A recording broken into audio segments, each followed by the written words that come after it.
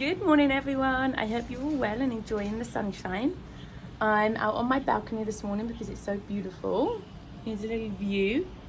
I'm up pretty high, but I do have a great view of the city.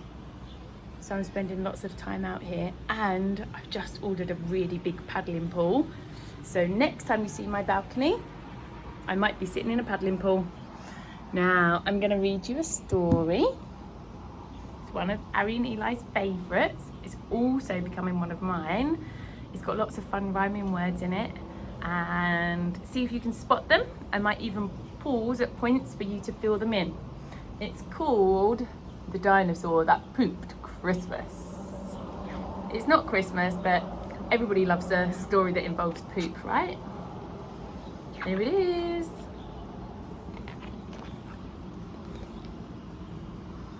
From high in the sky, Santa looked down below to houses all cozy and covered in snow, where snoozers were snoring, tucked up in their beds, whilst dreaming the most festive dreams in their heads.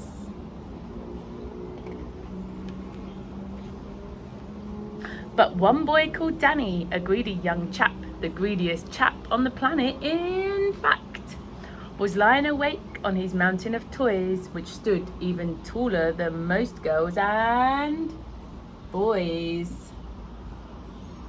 But that wasn't enough.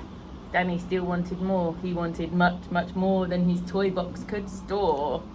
So Big Santa C said, I'll leave him a present, but this year his present might just be unpleasant.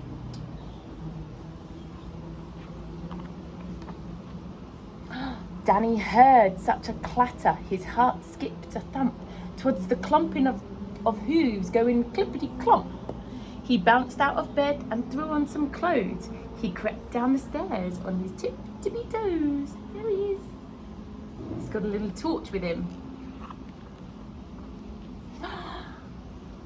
And there, under the tree, were gifts big and small, and a humongous egg placed in front of them all. An egg, Danny said. Santa bought me an egg. Then, out with a crack, popped a dinosaur's head. It wasted no time on that cold Christmas morning and started to eat everything without warning. It swallowed the stockings and Christmas cards too, the red fairy lights and then the green and the blue. There wasn't a single thing Danny could do except sit and watch as the dinosaur chewed.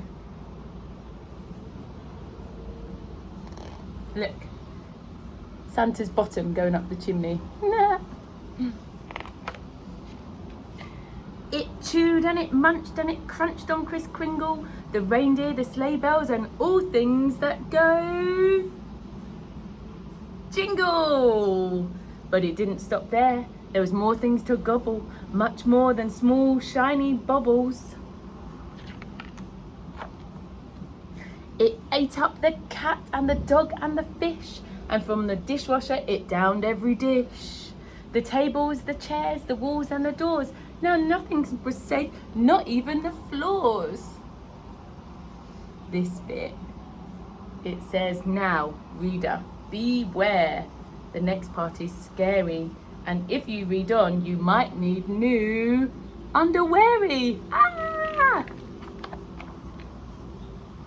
But Danny's poor granny was knitting some socks, but the dino had no need for socks. It had lots. So it slurped up her knitting like strings of spaghetti and gobbled up Granny along with the settee. Uh-oh, poor Granny.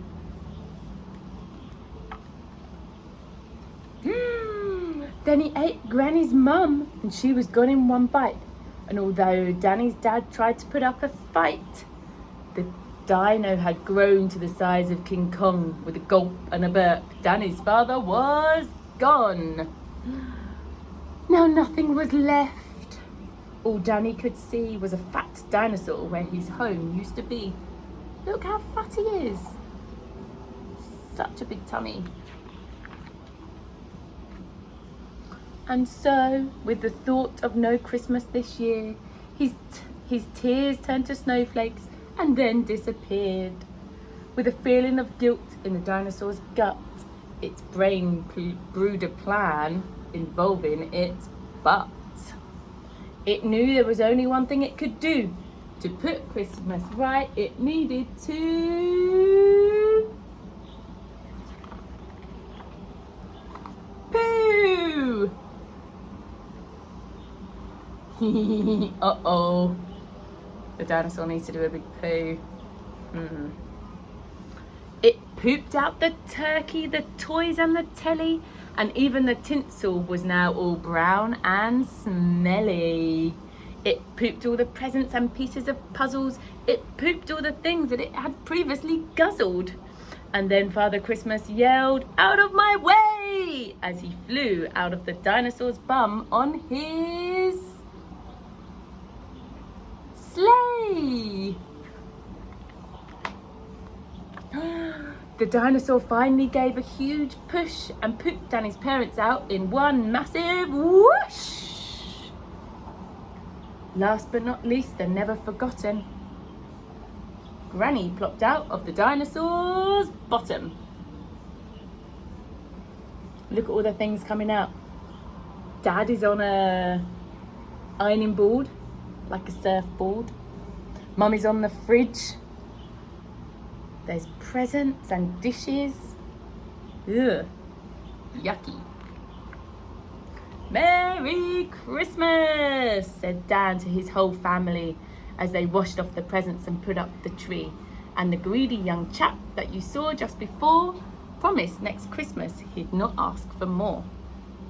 And the dinosaur promised he'd not eat a crumb, as you would if Christmas came out of your bum. What a great story, right? And now the dinosaur is wearing a nappy. I hope you enjoyed that, and I hope that you managed to say some of the rhyming words.